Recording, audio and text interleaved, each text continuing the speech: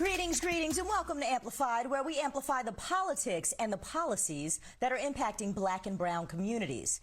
I'm Aisha Mills. Today is the first day of Black History Month, and we regret that instead of celebrating that off the top tonight, we have to bring the hard news that white supremacist-fueled hate crimes have been on the rise in the last few years.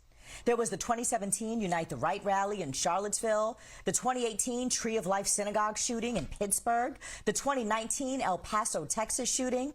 These are just a few of many. And last year's January 6th Capitol riot was a stark reminder that white terror continues to metastasize in our society.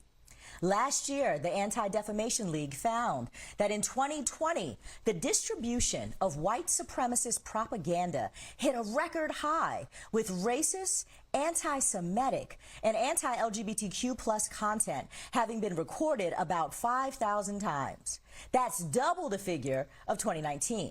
While indictments have been handed down to members affiliated with these groups and the most prominent social media platforms have pulled the plug on access, they, along with other far-right extremists, are finding new ways to spread their message and recruit new members. So, how do we keep this cancer from spreading further?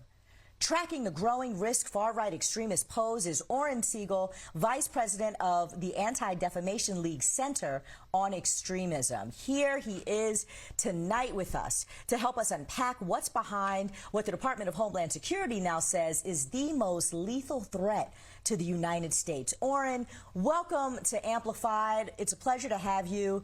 Right now, today, if you could lay out the threat that we are up against here. Who are these groups, and can you share with us some of the names that are of particular concern? Sure. Unfortunately, in this country, we have not only a diverse population, but a diverse set of extremist movements and groups.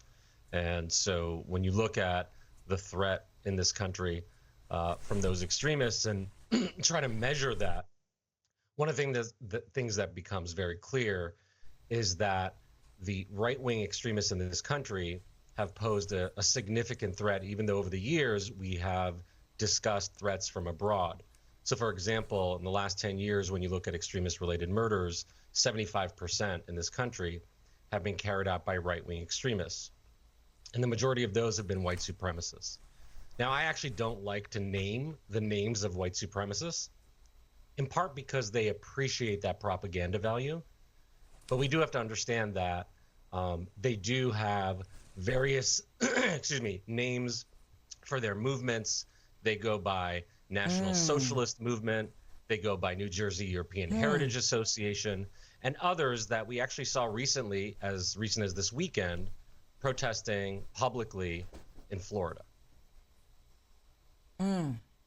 Thank you for that. No, I understand not wanting to give them more rise by actually speaking their names. And the euphemisms that they use to define themselves have certainly evolved over the years. You've been doing this for, what, 21 years now or so? You've been tracking this.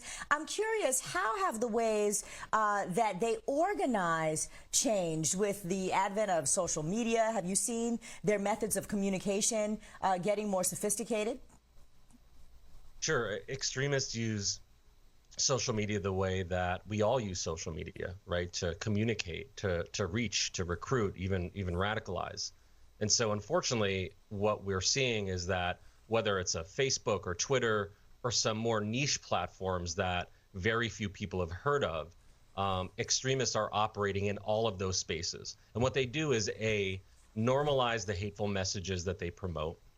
They're able to spread that to a wide range of people. And then, of course, also use those mechanisms in order to have an impact on the ground, right? So they're not only winning hearts and minds in these social media spaces, but they're actually organizing protests, creating flyers which are then distributed around the country. And so we have to understand that the way social media has improved the lives of many of us in terms of communication, it has also been exploited by extremists to spread their messages of hate. That's why it's so critical for companies to do more about the exploitation of their platforms. It's critical for communities, when extremism or hate crimes occur, to speak out against it consistently. I really believe this moment in time is not going to be remembered purely for the violence and the hate, but also for what good people did to push back against that. ADL did a survey in 2021, and it revealed that 10% of young people ages 13 to 17 were exposed to white supremacist ideology in online video games. How are these groups using gaming to get around the platforms that you just alluded to, that they've been banned from also, like Twitter and YouTube? Yeah, you can almost imagine it as like a slow roll of winning hearts and minds, right? So you find some sort of gaming platform where people are able to meet new people, right, for the first time and sort of coalesce around gameplay, but then slowly provide a steady diet of sort of hateful ideas to try to lure people in. Other times it's actually used as a weapon, right? The weaponization of social media and gaming, where people will join into a conversation or play a game with somebody else and then use that as an opportunity to harass them. So again, it's very difficult to stop much of this activity online as extremists and white supremacists in particular migrate from one platform to another. But it is possible, right? It's not unreasonable for users to have an expectation of these companies that are making billions of dollars to do more about how their platforms are being exploited. In fact, frankly, it's necessary to stop the broader wave of hatred that we're seeing. It is not lost upon me, and I'm sure it's not lost on your viewers, that we're speaking at a moment in which we just saw anti-Semitic vandalism at synagogues in Chicago, white supremacist rally in Florida, swastikas posted on Union Station in DC, and historically black colleges and universities dealing with a wave of bomb threats targeting them. This doesn't come out of nowhere. This is not normal, and this requires a holistic approach to push back and understand all the spaces, online or in the real world, where this is being incubated. It does not come out of nowhere. Donald Trump has been out of office for a year, but it seems as if he fanned the flames of a lot of the activity. Here's what he said just this weekend about the rioters who attacked the Capitol on January 6th. If I run and if I win, we will treat those people from January 6th fairly. We will treat them fairly. And if it requires pardons, we will give them pardons because they are being treated so unfairly. Talk to me about the dangerous precedent that this sets for future violent acts by these groups. And does this make it more difficult for law enforcement to keep all communities safe? I think the problem is that extremists view that they had a champion in the highest office, right? They speak the same language as the former president in many ways. And much of what he says, we see animate extremists. This is not me just guessing, by the way, right? The team that I oversee at the ADL are tracking extremists in these online spaces, what they're talking about, the narratives and the language that they use. And we know that they are animated when such language from the former president occurs.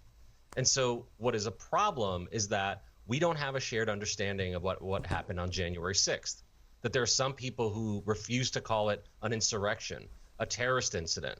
Some people still call it tourists that showed up. So without a public sort of reckoning, I think that's an issue. Now, some of these folks are being held accountable. We've had over 700 arrests. And I think that speaks to law enforcement doing a pretty good job in the wake of January 6th to try to hold these folks accountable. But we're not going to purely arrest our way out of this situation, right? This is about the normalization of hate. And when we see anti-immigrant rhetoric become normalized, misogyny becomes normalized, Islamophobia becomes normalized, we also see rises in racism and anti-Semitism. That's why it's so critical in the fight against anti-Semitism to fight against all forms of hatred, and to fight all forms of hatred to fight anti-Semitism. Your colleague and CEO of ADL, Jonathan Greenblatt, wrote a piece for USA Today that highlighted how people aren't born white supremacists, but rather fall into it. I was surprised to learn that an overwhelming majority of those arrested as a result of the January 6th riot had no ties to extremism. So talk to me about the factors that lead a person to join an extremist cause. You know, it's a really important point as we sort of think back to January 6th. You know, of all the 700 that I mentioned that were arrested, only about 20% were officially connected to groups like the Oath Keepers or the Proud Boys or specific white supremacist groups or adherents of, you know, QAnon conspiracy theories, all of which are fundamentally trying to undermine our democratic institutions. What that means is 80% of those who have been arrested were average Joes and average Janes, right? People are not card-carrying members of extremist groups and yet share those grievances, right? Subscribe to those narratives and conspiracies that animate them to action. This is what we mean when we talk about the normalization of conspiracy theories and hatred, right? It tends to expose so many more people than just those sort of initial hardcore extremists. And then we see the actions on the ground. I mean, we are coming off of a year where there have been a high in hate crimes reported in this country. Anti-Semitic incidents, anti-Asian incidents hit an all-time high, often related to COVID conspiracies and an insurrection.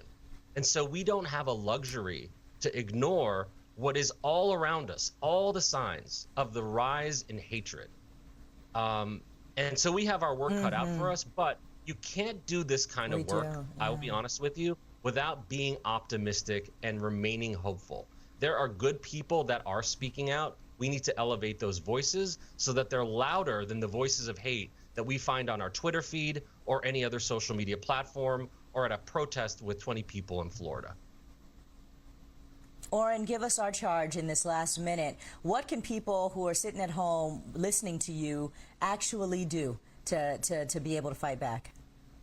I appreciate that question, and I'm going to say something very simple, and it might sound too simple, but it's really important. When you see incident of hatred of any kind, report it.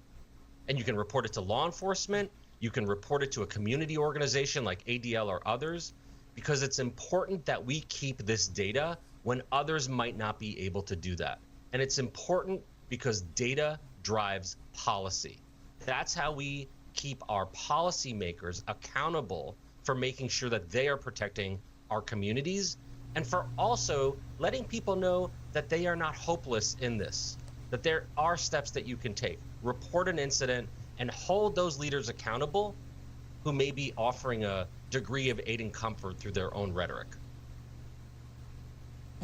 Oren Segal, the Vice President of the Center on Extremism at the Anti-Defamation League. Thank you so much for taking the time to offer a look into what's driving this growing threat. Appreciate your insights.